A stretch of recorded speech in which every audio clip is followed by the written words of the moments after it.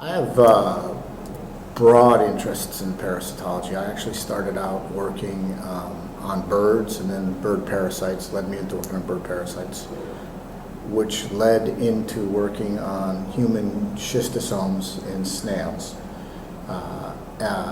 which I worked on for about 15 years. And then more recently I moved back into my original interest I had, which is working on fish parasite, or in parasite ecology, really. This time I happened to be able to use fish models, working in close collaboration with my wife, who's also a parasitologist.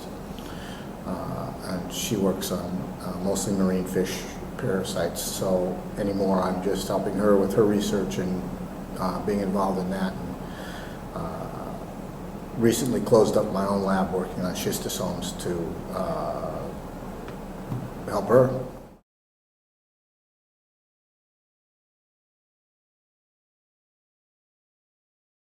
Oh yes, well, unknown in many regards.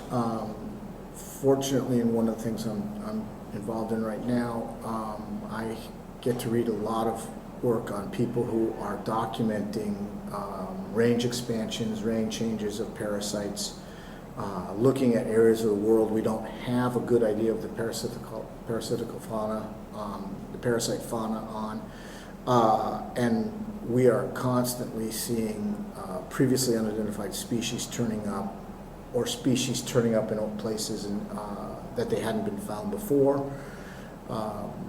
With the advent of people and organisms being able to move around the world, we're seeing hosts and vectors coming up in places that they hadn't previously been.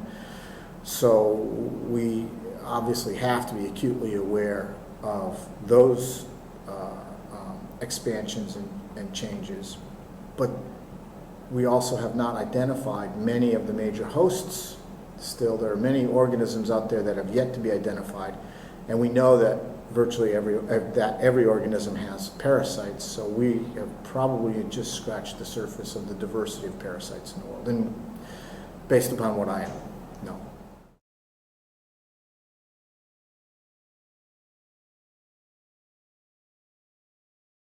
The problem seems to be there aren't enough parasitologists who are trained in the taxonomic methodologies required to do that. Much of taxonomy seems to be passé, but and not well funded.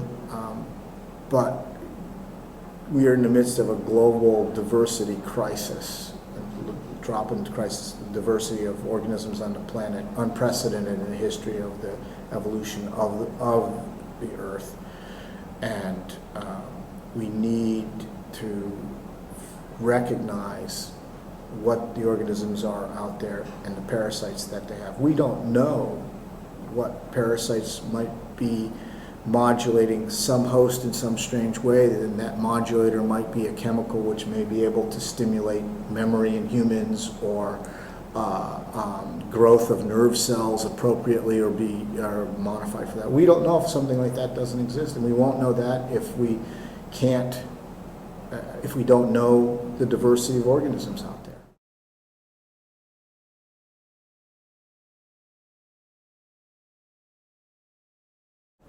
I am unusual in that mostly I deal with undergraduate students where I am now. And my advice to them is to find something that they love to do and pursue that. Because if they don't have that impetus to like it, when it going gets tough, they're just not going to follow through on it. So I have a number of students who start out with me working on parasitic organisms, who move on to other fields because that's what really thrills them. But the few that I have, one went on to his PhD working in parasites, which was nice to see. But they have to pursue what they love to do. Is the best advice I can give them. That, and learn from their mistakes. That's the key thing for them as undergraduates, is learn. It's okay to make mistakes, just don't make them again.